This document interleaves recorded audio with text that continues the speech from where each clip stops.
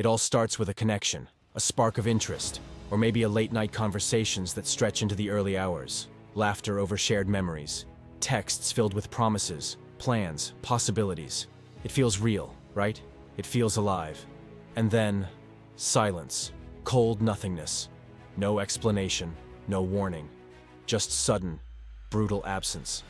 And you're left staring at a screen that never lights up again, wondering what you did wrong, replaying every word, every moment, desperate for answers that will never come. This is ghosting, the modern heartbreak. A disappearance act performed without a trace, leaving behind confusion, anger, sadness, and often deep emotional wounds. But behind every ghosting story is something more complicated, something deeply human. Because at its core, ghosting isn't just cruelty. It's a psychological defense mechanism. A desperate way for people to protect themselves from discomfort, confrontation, and emotional vulnerability in a world that moves faster than feelings can keep up. Ghosting is a symptom of modern dating culture, a culture defined by endless options, instant gratification, and a deep-seated fear of true intimacy. In a world where swiping left or right can decide the fate of a relationship, connections have become disposable. When things get complicated, when emotions get messy, many find it easier to disappear than to stay and explain. But what drives this behavior? Why has ghosting become so common, and why does it cut so deep? To understand ghosting, you have to understand fear. Fear of confrontation, fear of hurting someone's feelings, fear of being the villain, fear of commitment, fear of vulnerability, fear of not knowing how to say, "I'm not interested," without causing pain. Fear, ironically, of feeling guilty. So, instead of facing these uncomfortable emotions head-on, many choose to run, to vanish, to avoid responsibility by pretending the connection never existed. It's easier, they tell themselves. Cleaner, less messy. But easier for who? For the ghoster, it's an immediate relief. An escape from the discomfort of honesty. A shortcut through the messy terrain of emotional responsibility. But for the one left behind, it's devastation. A silent rejection that feels like erasure. A psychological wound that festers because there's no closure, no understanding, no sense of resolution. Psychologists call this ambiguous loss, a grief that lacks clarity and closure. It's the kind of grief that's harder to heal because your mind keeps searching for answers that will never come. Your brain doesn't know how to file the experience away, so it keeps revisiting it over and over, trying to make sense of the senseless. And the more you search for meaning, the more trapped you feel. Ghosting taps into some of our deepest emotional fears: abandonment, unworthiness, invisibility. It reawakens childhood wounds, stories we tell ourselves about not being good enough, lovable enough, important enough. It's not just the loss of the person, it's the assault on our very sense of self. But here's the deeper truth. Ghosting isn't about you. It's about them. It's about their inability to handle uncomfortable emotions, their fear of confrontation, their avoidance of guilt, their unwillingness to step into vulnerability. Their escape into silence is not a reflection of your worth. It's a reflection of their emotional limitations. And yet, it still hurts, deeply, because human beings are wired for connection. Evolution shaped us to fear rejection because, for most of our history, to be cast out from the group was a death sentence. Even today, social rejection lights up the same parts of the brain as physical pain. Being ghosted isn't just someone ignoring you. It's a full-body experience of loss, betrayal, confusion, and hurt. But why has ghosting become so rampant now in the age of modern dating? Technology plays a huge role. Dating apps give the illusion of endless choice. There's always someone new around the corner. This abundance creates a paradox. The more options people have, the less invested they become in any one connection. If a conversation gets boring, if chemistry isn't instant, if conflict arises, it's easier to disappear and move on than to work through it. Anonymity plays a role too.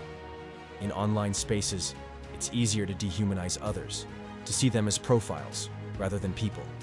Ghosting becomes a form of emotional laziness, treating someone like a disposable object instead of a human being with feelings. And our culture's obsession with positivity, good vibes only, stay happy, don't bring drama. Makes it even harder to have honest, difficult conversations. Instead of confronting discomfort, many are taught to avoid it at all costs. Ghosting becomes a way to stay positive by pretending the messy emotions simply don't exist. But ghosting is also a psychological defense mechanism, a shield against deeper fears. For some, it's fear of intimacy. As relationships deepen, old wounds surface, fears of being hurt, rejected, abandoned. Ghosting allows them to end things before those fears can be realized. It's an act of self-protection, twisted by trauma. For others, it's fear of conflict. They've been taught that conflict is dangerous, that it leads to anger, rejection, humiliation. Rather than risk a difficult conversation, they vanish into silence. Some ghost because they've been ghosted. Hurt people hurt people. They repeat the cycle not out of malice, but because it's the only way they know to navigate emotional discomfort. And some ghost because they genuinely don't know how to communicate. Emotional immaturity, lack of relational skills, avoidant attachment styles, fear of vulnerability. All of it weaves together into a pattern of avoidance, denial, and escape. Ghosting might seem cowardly, and in many ways it is, but it's also deeply human. A flawed, messy attempt to avoid pain, to protect oneself at the expense of another, to take the path of least resistance, even if it leaves wreckage behind. But here's the hard truth. When someone ghosts you, they're telling you who they are. Believe them. Someone who cannot face discomfort for your sake is not someone who could have loved you well. Someone who chooses disappearance over honesty is not someone ready for real connection. Their silence is not a question mark about your worth. It's a period on the end of their story. And yet, the healing is still hard, because ghosting creates a kind of emotional haunting. Questions linger. Was it me? Did I do something wrong? Could I have fixed it? What changed? You replay conversations in your head. You scrutinize your own behavior. You wonder if you missed some hidden sign. But healing begins when you stop searching for answers from someone who chose silence. Healing begins when you give yourself the closure they denied you. You write your own ending. You choose to believe, I am worthy of love that stays, love that speaks, love that honors, love that doesn't disappear when things get real.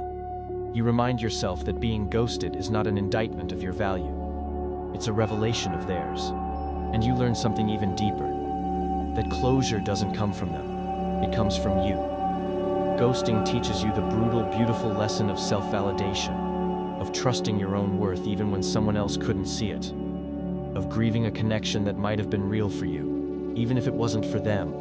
And it teaches you boundaries, that if someone chooses silence over honesty, you don't chase them. That if someone shows you they're not capable of real connection, you let them go. That if someone treats you like you're disposable, you choose yourself. Modern dating is messy, it's brutal, it's full of heartbreaks and lessons and resilience. But it's also an invitation to rise, to build emotional strength, to demand better, to become someone who communicates with clarity, honesty, courage, even when it's uncomfortable. Because the world doesn't need more ghosters. It needs more truth tellers, more heart speakers, more people willing to say, this isn't right for me, with kindness, with courage, with respect, and you can surely be one of them. Listen, you can be the light in a world that has learned to hide in shadows. You can choose radical honesty over silent exits. You can choose connection over fear. And when you do, you not only heal yourself, you raise the standard for everyone new you meet.